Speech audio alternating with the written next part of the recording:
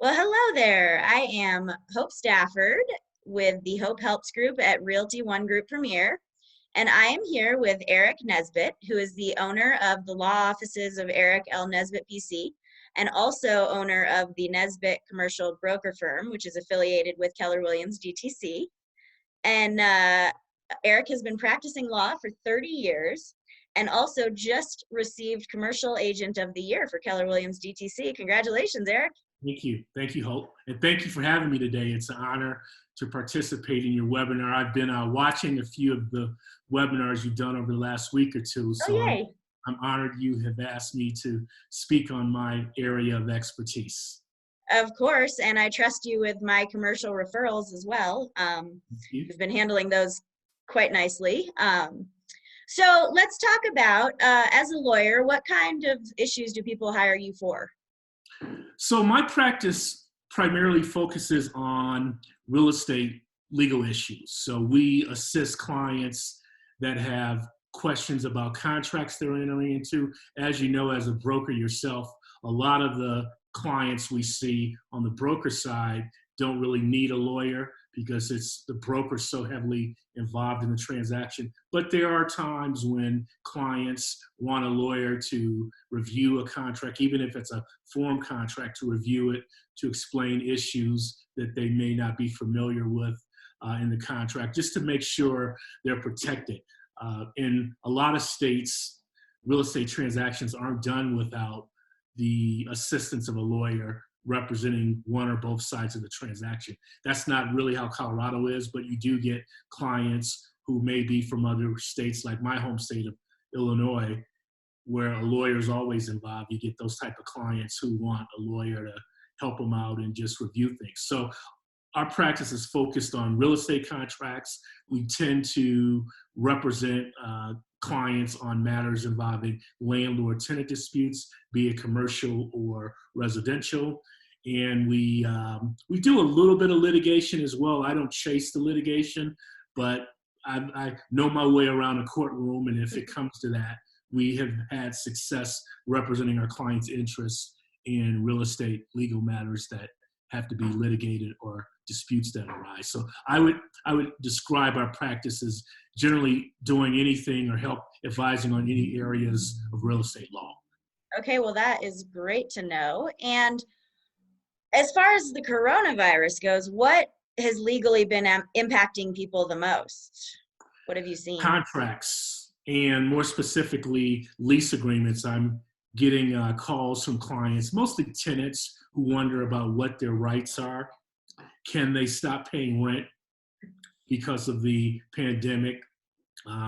What are their options to approach their landlord about seeking a waiver or suspension? And generally, even if your lease agreement has language in it that is force majeure, which is force majeure is an act of God, which in many cases this pandemic qualifies as such. But even if there's language like force majeure, it typically doesn't relieve obligations to pay rent. So unfortunately, I've had to advise a lot of tenants it's not going to stop the obligation they have to pay rent. However, in a lot of cases, they can go to the landlord and seek to have the rent obligation waived for this month.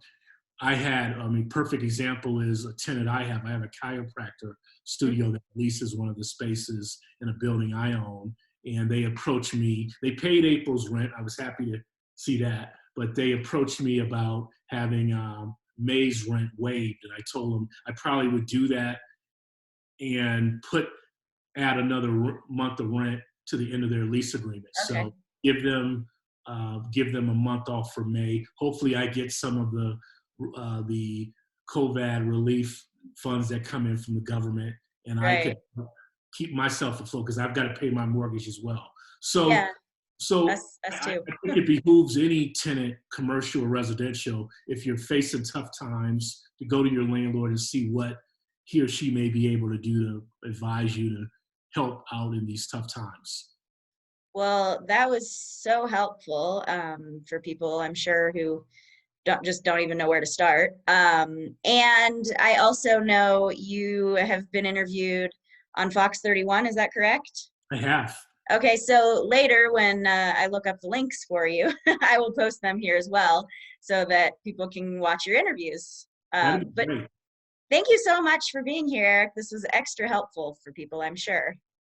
I would add one other thing if I could provide one other tidbit of advice. One of the things I've been advising clients on is taking advantage of the CARES Relief Act. Mhm. So if you own your own business, even if it's not an LLC, if you're a sole proprietorship, there's really no reason you shouldn't apply to receive aid from the federal government to help out on these times. So I would say go to the SBA website, put in your information. In most cases, particularly if you have payroll obligations, you can probably qualify to get some money. If you're running your own business and you pay yourself, there's probably the ability to get some money from that. So don't sleep on that particular uh, aid that's out there now, because you don't want to wake up and realize you were the only one that didn't apply for it. So, Right, right.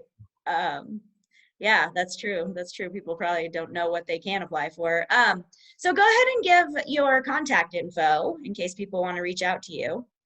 so contact information is Eric at NesbittLawOffices.com. That's ERIC at Nesbitt, NESBITT, Law Offices, and that's with the S.com.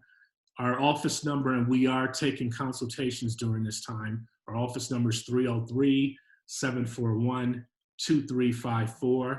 My assistant Shannon is generally available to schedule me for times to speak and to schedule phone consultations or Zoom calls like we're doing now. Great. Well, thank you so much, Eric. I really appreciated you doing this. All right, Hope. Appreciate it. Thanks for having me.